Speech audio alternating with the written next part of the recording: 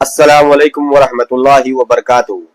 محترم سامعین، اہل حدیث لوگ ڈاکٹر اسرار احمد کو کیوں بدنام کر رہے بقول ڈاکٹر ذاکر نائک، میں یہاں پر اس کی پوری وضاحت کرنا چاہتا ہوں۔ دیکھیں، میں اپنی آپ بیتی بتانا چاہتا ہوں آپ لوگوں کے سامنے، اللہ کو گواہ بنا کر۔ میں تقریباً آج سے 5-6 سال پہلے ڈاکٹر اسرار احمد کی تقریریں سنتا تھا، اور ان میں سے ایک تقریر ان کی وحدت الوجود اسے بھی سنا، اور ان کی اس تقریر کی ایک بات میرے دماغ پر اثر کر گئی تھی، وہ یہ کہ انہوں نے کہا کہ اب ہم اگر اللہ کو صرف عرش پر مانے تو ہم تو اللہ کو محدود کر دیے نا۔ تو یہ ان کی یہ بات میرے دماغ پر اثر کر گئی، اور میں اس عقیدے کے اوپر کنفیوز ہو گیا، کنفیوژن کا شکار ہو گیا۔ پھر میں الحمدللہ بہت تحقیق کرا، بہت سے علماء سے پڑھا سنا، جس کے بعد میں مطمئن ہوا کہ ان کی یہ بات ڈاکٹر اسرار احمد کی کیوں غلط ہے۔ میں ابھی وہ سب دلیلیں آپ کے سامنے رکھتا ہوں ان کی یہ بات کیوں غلط ہے، لیکن اس سے پہلے جو ضروری بات ہے میں وہ پہلے کر دینا چاہتا ہوں۔ دیکھیں، اسی لیے اہل حدیث علماء عوام کو، اہل حدیث عوام کو خاص کر ڈاکٹر اسرار احمد یا اسی طرح کی جتنے بھی گمراہ دائی ہے ان کو سننے سے منع کرتے ہیں۔ اگر مان لو ان میں بہت سی اچھی بات ہے، بہت ساری اچھی چیز ہوتی ہے ان لوگوں میں، لیکن بہت سی ایسی کچھ چیزیں ایسی بھی ہوتی ہیں ان کے اندر جن کو اگر ایک مسلمان سن لے، اب عام مسلمان کے پاس اتنا ٹائم تحقیق کرنے کا تو ہوتا نہیں، وہ ان کی بات سن لیا، بھائی یہاں کوئی عالم کہہ رہا ہے، اتنی بڑا عالم کہہ رہا ہے تو صحیح کہہ رہا ہوگا، تو پھر وہ اس عقیدے کو مان لیتا ہے۔ میں ابھی پوری ڈیٹیل آپ کے سامنے رکھوں گا، اس عقیدے کی حقیقت پوری طریقے سے ہے کیا، اور ان لوگوں کا ماننا کیا ہے۔ ان سب کا ماننا ہے کہ یہ جو عقیدے کا تعلق ہے وہ تنزلات ستہ سے ہے۔ یہ 6 تنزل کیسا ہوا؟ سب سے پہلے ان کے یہاں پہ ذات بہد، یعنی اللہ کی صرف ذات ہے، ذات مطلق جس کو بولتے ہیں، صرف ذاتی ذات تھی، اللہ کی کچھ نہیں تھا۔ پھر ذات کو اپنے بارے میں علم ہوا، ذات کو اپنے بارے میں علم ہوا، اس کو یہ لوگ حقیقت محمدیہ کہتے ہیں۔ پھر حقیقت محمدیہ کے بعد تنزل ہوا عیان ثابتہ میں، وہ بھی ایک حساب سے علمی ہے لیکن اس کو لوگ عیان ثابتہ بولتے ہیں، مطلب علم کو، اور اس کو تفصیل سے کہا جائے تو علم کو اور گہرا علم ہو گیا۔ عیان ثابتہ نے اللہ کی ذات میں جب دیکھا تو ان کو لگا، مطلب یہ عیان ثابتہ بھی کیا ہے، اللہ کا علم ہی ہے ایک حساب سے، یعنی اللہ کا خیال ہی ہے وہ بھی۔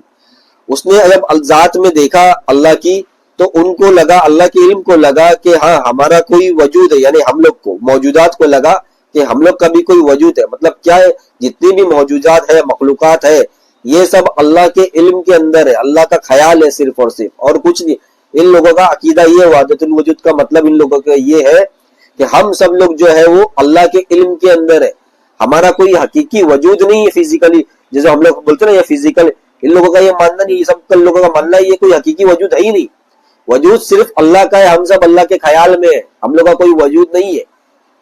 یہ ان لوگ کا ماننا ہے، اصل واجد الوجود کا یہ عقیدہ ہے نا ان لوگ کا یہ ہے۔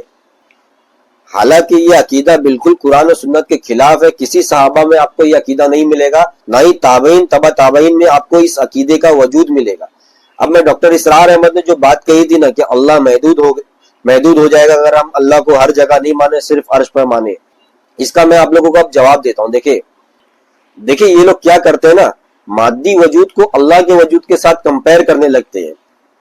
مادی وجود کی الگ کیفیت ہے، اللہ کے وجود کی الگ کیفیت ہے۔ اللہ مادی نہیں ہے، نہ ہی اللہ کا کوئی جسم ہے۔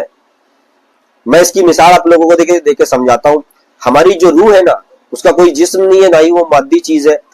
ہم ماں کے پیٹ میں ہوتے کتنے چھوٹے سے ہوتے، اور پھر جب بڑے ہو جاتے، جوان ہو جاتے، اس وقت بھی ہماری روح تھی ہمارے اندر، اور آج بھی ہمارے اندر ہماری روح ہے۔